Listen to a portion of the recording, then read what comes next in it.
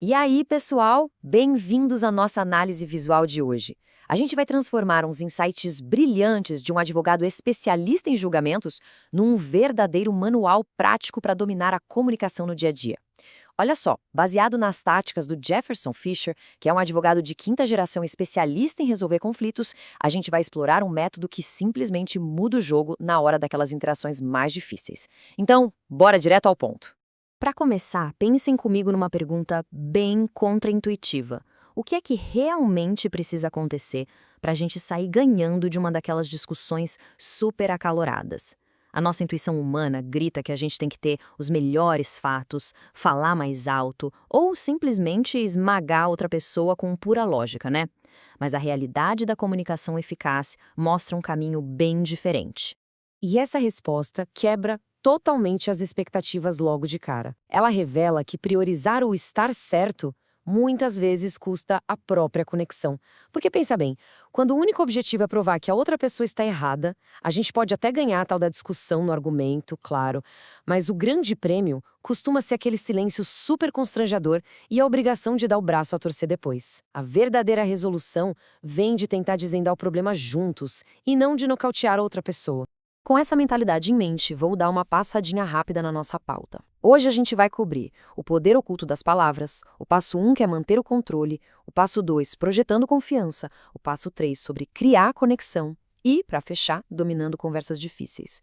É uma estrutura de alto nível para transformar qualquer conflito diário numa oportunidade de resolução real. Começando então com a parte 1, o poder oculto das palavras. A nossa jornada começa entendendo que os resultados na vida, seja no trabalho ou nos relacionamentos, dependem quase que 100% do vocabulário que a gente usa no meio de um conflito. Acredite, mudar duas palavrinhas pode virar o jogo completamente. Dá uma olhada nesse contraste, é brutal. A primeira impressão é muito fácil, né? É quando tá todo mundo mostrando a sua melhor versão. Só que o verdadeiro caráter e a sobrevivência de qualquer relacionamento são testados mesmo na super vulnerável próxima conversa. Sabe aquele momento depois de uma briga explosiva, quando os ânimos baixam, a poeira senta e a gente precisa esclarecer as intenções e reparar os danos? Pois é, dominar a comunicação é garantir que essa próxima conversa seja construtiva logo do começo.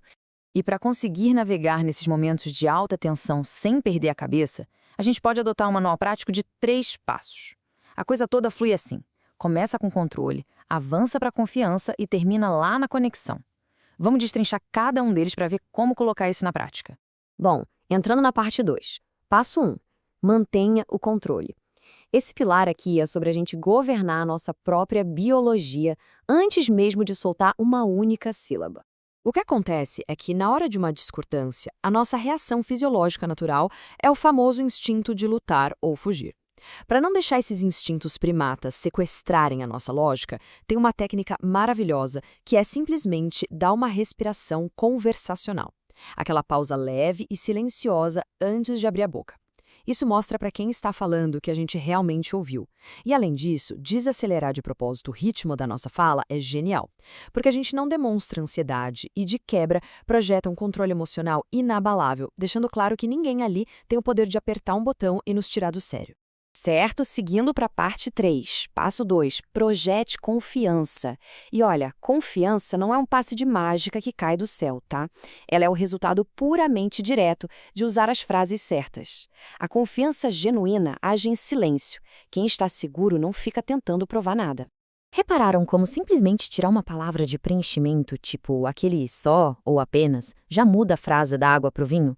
Em vez daquela coisa meio hesitante, parecendo que a gente está pedindo desculpas por existir ou por incomodar, a comunicação fica na hora focada no que interessa. É uma mudança minúscula que mantém toda a educação, mas traz uma postura infinitamente mais firme para o diálogo. Agora, o pulo do gato aqui é como a gente gerencia os limites pessoais. Quem se deixa engatilhar por qualquer provocação, no fundo, está dando o controle remoto das próprias emoções na mão dos outros.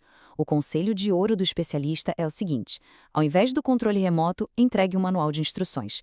Ou seja, defina os limites ali da conversa com muita calma. Se alguém começa a alterar a voz, uma resposta impecável seria dizer: olha, eu percebi que o tom de voz subiu e eu não respondo a esse volume. Simples assim. Isso ensina para todo mundo em volta o que a gente tolera ou não. E chegamos na parte 4. Passo 3. Crie conexão.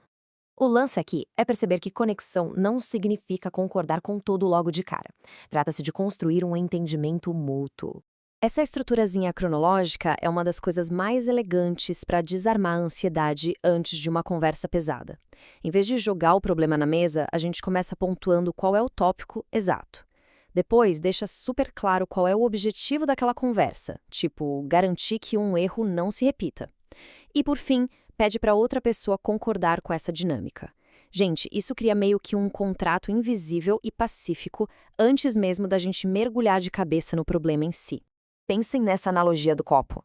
É humanamente impossível despejar fatos novos na cabeça de alguém que já está com a mente transbordando de crenças antigas. O copo simplesmente vaza, não tem jeito. Tem um caso incrível de uma testemunha super agressiva num tribunal que odiava advogados. Mas ao invés de bater de frente, o advogado mandou uma pergunta cheia de empatia para tentar entender o contexto. E não é que ele descobriu que o homem estava passando por uma barra pesada com a mãe no asilo? Quando a gente faz perguntas com curiosidade real, a gente acaba esvaziando o copo do outro. E aí sim, abre espaço para as nossas palavras entrarem. Parte 5. Dominando conversas difíceis. Para o nosso ato final, vamos ver como usar esse manual todinho na defensiva. Porque isso é absolutamente vital para lidar com desrespeito, mentiras soltas por aí, ou coisas que a gente simplesmente não está a fim de fazer. Quando bate aquela hostilidade ou até uma mentira descarada, a nossa melhor arma psicológica não é dar uma resposta afiada. A ferramenta definitiva é cravar um silêncio absoluto, de exatos 5 a 7 segundos. Pessoas tóxicas dão aquelas alfinetadas porque elas são viciadas na dopamina que vem de causar dor e ver o circo pegar fogo. Mas se a gente segura a onda no silêncio e em seguida solta um calmo, vem cá, foi a sua intenção soar rude com isso? A gente corta esse barato na hora. Nega totalmente a dopamina. A gente força essa pessoa a sair da emoção instintiva e puxar o freio lá no lado lógico do cérebro, fazendo ela mesma ter que justificar o que acabou de fazer, sem dar de bandeja o showzinho que ela estava esperando. E o mais sensacional é que essa exata mesma pausa silenciosa destrói mentiras. Quem está inventando história não suporta a incerteza de não saber se colou ou não. O silêncio é aterrorizante para eles. Se alguém soltar uma história meio mal contada, a jogada de mestre não é apontar o dedo, é dar aquela pausa bem longa e repetir a resposta da pessoa bem devagar. Na mesma hora, a pessoa vai tentar preencher esse vazio com um monte de explicações extras e, nesse desespero, acaba entregando os próprios furos e se encurralando sozinha. E para fechar essa parte técnica, tem uma lição que é um alívio para quem vive exausto de tentar agradar todo mundo. A gente precisa banir a palavra mas.